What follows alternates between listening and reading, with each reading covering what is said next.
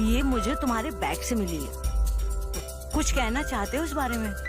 तो दोस्तों, स्टोरी की शुरुआत में मीनाक्षी भाभी को दिखाया जाता है। वो रूम पर आती है और गेट नॉक करती है। अपने बेटे से बोलती है, बेटा दरवाजा ओपन करो। तब विशाल बोलता है, माँ क्या बात है? तब भाभी बोलती है, अरे बाहर से सब कुछ पूछ लेगा या अंदर भी बुलाएगा? यहाँ पर विशाल रोहन से बोलता है, अबे जाना दरवाजा ओपन कर। रोहन बोलता है, मेरा घर नहीं तेरा घर है, तू दरवाजा ओपन कर। फिर रोहन बोलता है, अरे भाई मैं नहीं जा सकता, देख मेरा औजार फुल फायर मोड में है। जिसके बाद रोहन ही दरवाजा ओपन करता है। विशाल की माँ बोलती है, क्या कर रहे थे तुम? और हाँ, ऐसी कौन सी पढ़ाई कर रहे थे तुम जो तुम्हें बालकनी का दरवाजा बंद करना पड़ा? यहाँ पर वो रोहन से बोलती है, रोहन तुम अंदर चलो, छोड़ो सब बातें, और हाँ तुमसे कुछ जरूरी बात करनी है। यहाँ पर भाभी अपनी पैंटी रोहन को दिखाती है और बोलती है, ये देखो ये मुझे तुम्हारे बैग से मिला है, अब भी तुम्हें कुछ बोलना बाकी रह गया है क्या? यहाँ पर रोहन इमोशनल हो जाता है। तब भाभी बोलती है, रोहन मैं सब कुछ समझ सकती हूँ, इस एज में होता है, लेकिन ये तो कोई बात नहीं कि तुमने मेरी पैंट ही चुरा ली। जिसके बाद वो सीने से लगकर रोने लगता है और बोलता है, किसी को कुछ मत बताना, खासकर रोहन को।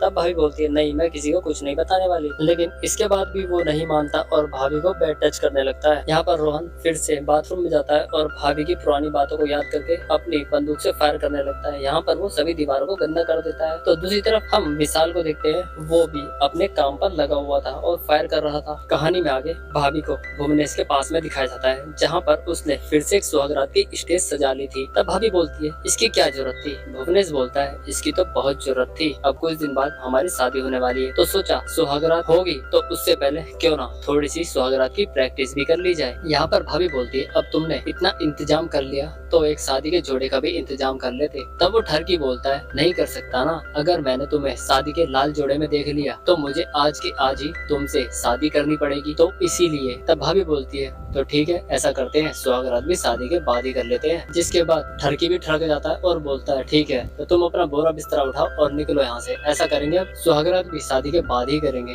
तब भाभी बोलती है, अरे नाराज क्यों होते हो, मैं देती हूँ ना। बस इतना कहते ही भाभी बिना देरी किए ही उसके साथ रोमांटिक कार्यक्रम करने लगती है। यहाँ पर हमें दोनों का एक जबरदस्त रोमांटिक सीन दिखाया जाता है। अब यहाँ पर दोनों का सिस्टम चल ही रहा था कि हमें रौनक और विशाल को भी दिखाया जाता है, जहाँ पर वो दोनों हल्का होने के बाद रोहन अपने घर के लिए निकल जाता है, अपने घर पहुँच जाता है। यहाँ पर भैया भाभी चरम सुख पा लेते हैं। घर पहुँचने पर वो दरवाजा ओपन करता है तो उसका बाप चौंक जाता है कि ये रौनक इस टाइम पर कहाँ से आ गया है। इसके बाद यहाँ पर रोहन डोरबेल बजाता है, दरवाजा ओपन नहीं करता क्योंकि वो अपने बेटे को क्या शक्ल दिखाता। तब भाभी बोलती है, अरे भाई मैं संभालती हूँ, तुम वहाँ जाकर बैठो। जिसके बाद वो दरवाजा ओपन करती है तो वहाँ पर रौनक अपने बाप को भाभी के साथ देखकर चौंक जाता है, लेकिन यहाँ पर भाभी सब कुछ संभाल लेती है। वो बोलती है, मैं तुम्हारे पिताजी को सब कुछ सच बताने आई थी, लेकिन तुम्हारी सोच कर मैंने उन्हें कुछ भी सच नहीं बताया। जिसके बाद दोनों निकल जाते हैं। अब रात में रौनक को दिखाया जाता है, भाई क्या बात है, रौनक के ऊपर तो भाभी का जलवा कुछ ज्यादा चढ़ता जा रहा था। वो सपने में ही